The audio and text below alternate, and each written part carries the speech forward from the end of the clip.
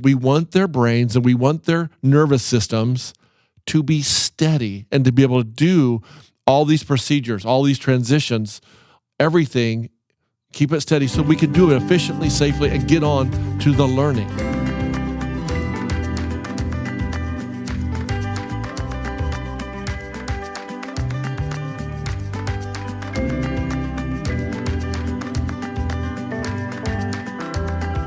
We are back with another episode of Quick Bites. This is an episode that's both video, woohoo, YouTube, as well as podcast. I'm telling you, this YouTube stuff, Eric, it's making me nervous.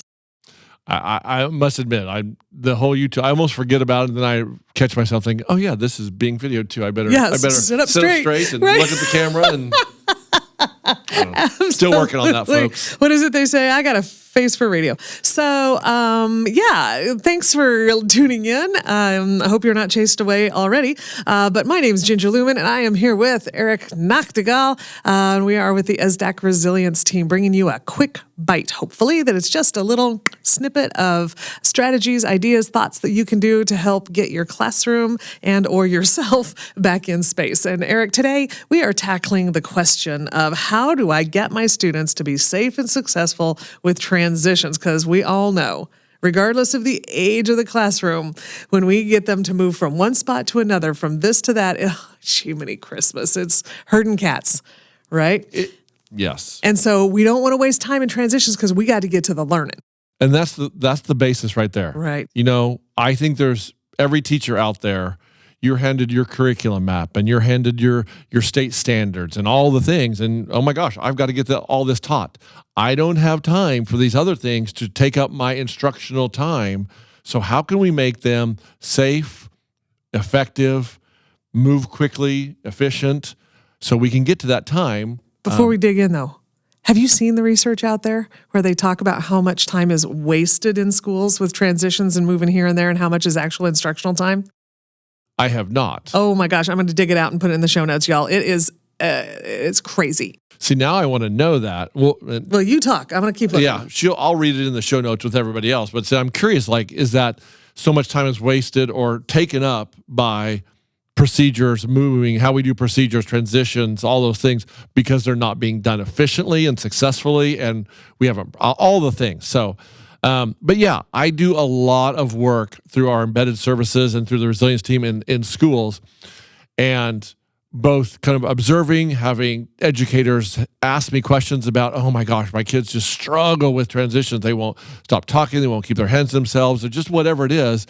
And all of these procedures that we need to be doing quickly and efficiently and safely, we're not doing, and so it's keeping us from learning, and then I have to stop and solve all the problems that happen during that transition, and then we're losing more learning time. I hear that a lot. So in Mr. Eric's elementary and wonderful and secondary and middle school and all these things, transitions and procedures happen and expectations happen everywhere. I thought, okay, how are we going to do this in a brain neuro-resilient, neuro-informed way, as what I call, and my education friends would say, in a tier 1 way, because we should all be doing this, in a tier 1 way, following Dr. Bruce Perry's work of, patterned repetitive activities calm the nervous system. So what if we had I know, hold on to yourself, folks, I know, we don't need another acronym in education. But give it to the elementary teacher. This one stood out to me because this is called a strategy to help you out. It's called S.T.E.A.D.Y. S.T.E.A.D.Y. S.T.E.A.D.Y. because we want their brains and we want their nervous systems to be steady and to be able to do all these procedures, all these transitions, everything, keep it steady so we can do it efficiently, safely, and get on to the learning. Did you make this up? I did. I did. Because the steady it grabbed me. It grabbed me. So, okay. So real quickly, I'm going to go through it, summarize it, and we will include an actual flyer in the show notes so you can dive into it even deeper. Downloadable and printable. At 100%. All right. Right there by your teacher desk so you can think, oh, time to do steady. Time to get steady. Okay, so here it is, folks. I'm going to quickly go over. So here's what S.T.E.A.D.Y. stands for. S, stop and focus. because we need the kids when they're doing something. If we are getting ready to transition, whether line up, transition from ELA to math, transition from block to block, transition from recess back into the learning environment of the classroom, whatever it is, we need kids to stop and focus on what the next thing is going to be. What are the expectations? What are we going to do? We need them to stop and focus. Then, as the educator, we give thoughtful, intentional directions and expectations. Again, if you've listened to our other podcasts, we have expectations. We should have high expectations provided with high support. But we stop and focus, we give thoughtful directions and expectations, and once we've given those expectations, and here's a great thing, have a kid repeat those, have them share with a friend next to them, so they are very sure of what the expectations are. They've heard it 2 or 3 times very quickly. Once they have it, the E stands for expectations and go. Now, again, the kids don't go without the signal. Okay. And maybe that's, until I say the magic word or the secret word or like whatever it is, have fun with it. Have kids laugh just a little, because laughing calms the stress response system. Good. But they don't go until you give the signal, whether it's 5 fingers in the air, whatever the signal is. They don't do it until you say go. And then here's some of the bigger keys. Active proximity. A stands for active proximity. Move around, engage with them, but in positive ways. That's a big deal. It is, because active proximity, and here's what I do, and I think is super powerful. You can give those expectations, but I intentionally let the students know, and I'm going to be watching for how well you do with the expectations. And by golly, but I don't say it out loud, I'm going to notice them. I'm going to out loud verbally notice them. So sometimes the D stands for do a timer and allow for success, because sometimes we have to have a little timer. One, it helps kids learn time management, which is important in life, and it gives them some parameters like, we don't have 20 minutes to do this transition. I call it a sense of urgency. Yeah, and I'm setting them up for success. I'm giving them expectations. I'm giving them some parameters. I'm being very clear. And by the way, we're going to do this the same every time. Predictable, repetitive. Predictable, calm the nervous system. And the Y in S.T.E.A.D.Y says yes to noticing and acknowledging. What we give our time to, we're going to get more of. That's right. Now, and I'm not going to just say good job, by the way. I'm not saying good job, way to go, high five is a bad thing. That's great connection with kids. Keep doing that. But when I'm talking about yes to noticing and acknowledging, I am verbally acknowledging and noticing both the behavior and the child. Oh my gosh, Sally, love the way you're using walking feet in the hall. That's great. Sally walking feet. Using walking feet. And they love to hear their name, by the way. Oh, yeah. They love to hear the name. Oh, Mark, great job, kind of giving the silent signal to your friend. I'm repeating the positive behavior I want everyone to do and see. That's right. And I'm not, by the way, negatively redirecting the 1 or 2 children who might be struggling to get to the expectation. I'm noticing the kids around them and the behaviors around them that are positive. I'm saying them out loud, because most of the time in my experience, that student or those couple students who might be slightly off task will correct it without me even having to address them. Now, can we talk just for a second, though? We can 100%. Because I have seen this more than once. And so you don't know that, but I'm going to push on this a little bit. Is that okay? I am, I'm excited for the push. Okay. This is my jam. I have heard teachers do this. Now, I see Jordan doing the right thing, saying the thing. I see la la la. I see, and very, very clearly not calling on that one kid, and that hurts me. Now, talk to me about those 2 different ways of, because that's not what you're saying. No, when you say not calling, I want to be clear. Not calling on the one kid, like the one kid who might be a little off task, or the one kid who's doing the right thing, just not getting called on. The kid who's a little off task, right? So there's 4 people sitting at the table, right? They're in a group, and I'm calling on Jordan, and I'm calling on Madison, and I'm calling on Fred, right? But and I'm very, very saying it in a certain tone, and that sort of thing. And I'm never calling on that one kid. Okay, so here's what I do. Like my first go-to is it's always the positive. It's always the positive. And I'm going to try to acknowledge 2 or 3 kids. And keep in mind, teachers, again, I'm doing this quickly. This is on the go. So genuine. And it's genuine and it's quick too. Because again, you got academics to get to. We got things to get to. So I'm not, At first, it might take a little while, but once you get into it, it becomes habit. And you do it. Yep. So if there is a student who's a little off task, who's not quite following the expectations, even though I'm acknowledging, even though I'm moving around, there's a couple of things I might do. I might, if the student is comfortable, I might just gently tap them on the shoulder, gentle touch, just to let them know, oh, this is kind of the next level of, hey, I'm just my little gentle reminder.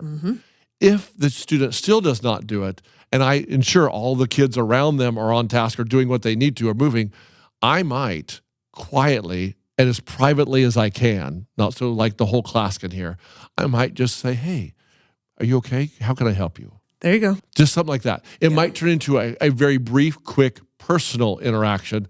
But the reason I don't go to that first, I want to give that student the benefit of the doubt to self-correct. Right. I want to give them that chance. I don't think sometimes in education, I think we too quickly try to call a kid out without just saying, hey, I love the way you're doing this, or, oh my gosh, feet are walking. Oh my gosh, you're level 0 in the hall.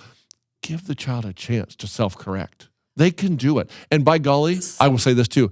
If they're a little off task and you don't have to negatively redirect them and you're acknowledging the positives around them and that child self-corrects, by golly, notice it. And get loud. Right away. That's right. Right away. Yep. Notice it. High fives. Oh my gosh, thanks so much. Yep. And let them know that you noticed that they had the whereabouts to self-correct, to do the right thing without you even having to directly tell them. Notice it. So, yeah, I'm just that's steady. It's a subtle difference. I know, but I just want to get into that one little piece that I wanted to focus on because I've seen it done.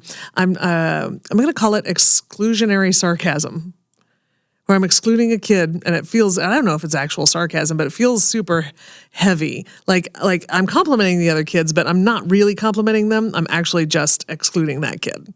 And so it feels bad in my way. And what you're describing is different. You're saying the same words, but your tone and approach and foundation of why is very different.